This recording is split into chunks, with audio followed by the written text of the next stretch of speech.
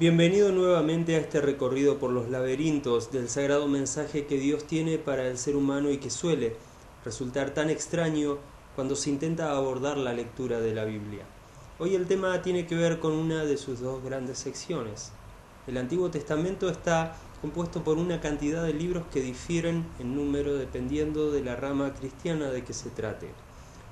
La mayoría de los protestantes no tiene idea de por qué hay libros que la Biblia católica contiene en número mayor a los reconocidos en las versiones evangélicas. Todo esto tiene que ver con el desacuerdo que dividió a la Iglesia del Señor a partir de la Reforma Protestante del siglo XVI. Vale aclarar que la rama protestante a la que pertenecen todas las iglesias que se consideran separadas de la autoridad de la Santa Sede no está en desacuerdo con el estudio de los libros considerados apócrifos, a los que el católico denomina deuterocanónicos.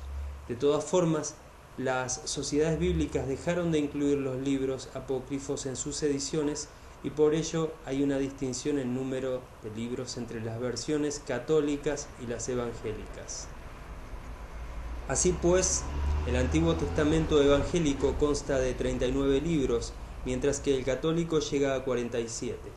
Importante destacar es que los reformadores protestantes del siglo XVI, si bien no reconocen la canonicidad de los libros apócrifos, afirmando que no se pueden usar como fundamento de la fe, los consideran no obstante útiles para la edificación personal y se los ubicaba como apéndice de la Biblia. Ahora, teniendo en cuenta los libros canónicos, que son a los que se les atribuye inspiración divina, tanto en el cristianismo como en el judaísmo, se clasifica a los libros del Antiguo Testamento de la siguiente forma.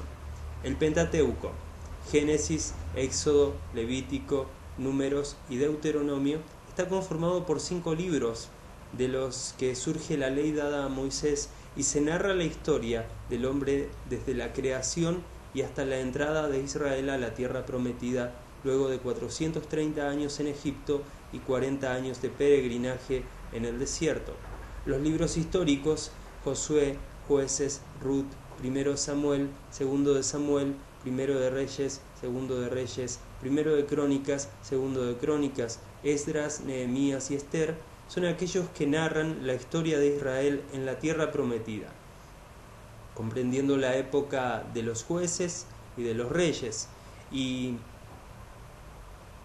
también como consecuencia de la desobediencia del pueblo de Israel, el cautiverio y la destrucción de Jerusalén en el año 586 a.C. a manos del rey babilónico Nabucodonosor. Otra sección la comprenden los libros poéticos y sapienciales, que son Job, Salmos, Proverbios, Eclesiastés y Cantar de los Cantares.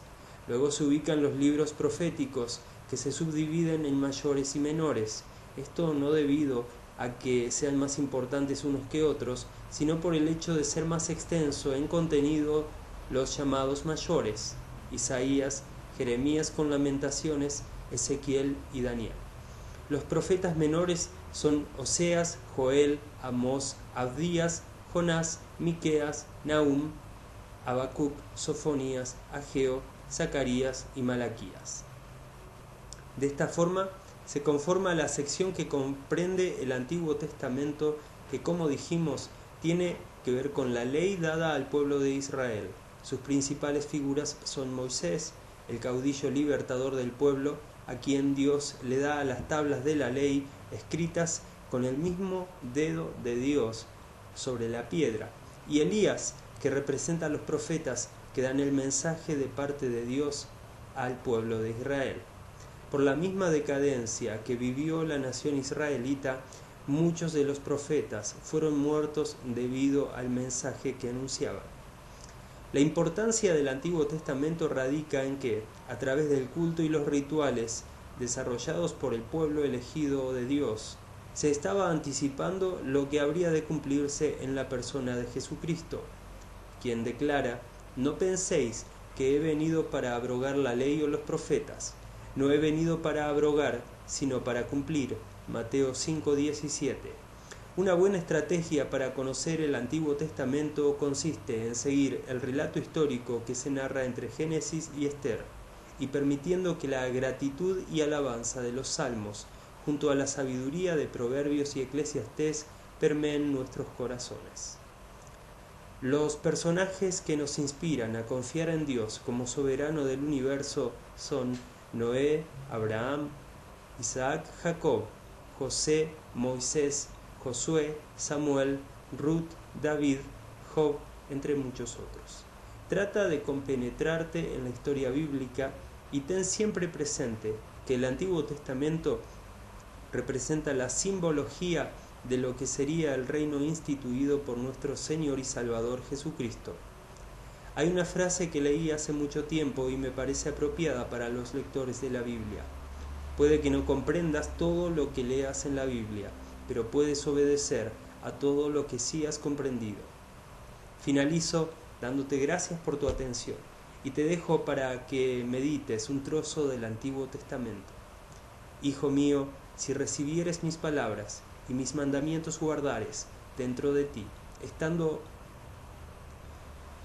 haciendo estar atento tu oído a la sabiduría, si inclinares tu corazón a la prudencia, si clamares a la inteligencia y a la prudencia dieres tu voz, si como a plata la buscares y la escudriñares como a tesoros, entonces entenderás el temor de Jehová y hallarás el conocimiento de Dios. Proverbios 2, versículos 1 a 5. Hasta la próxima.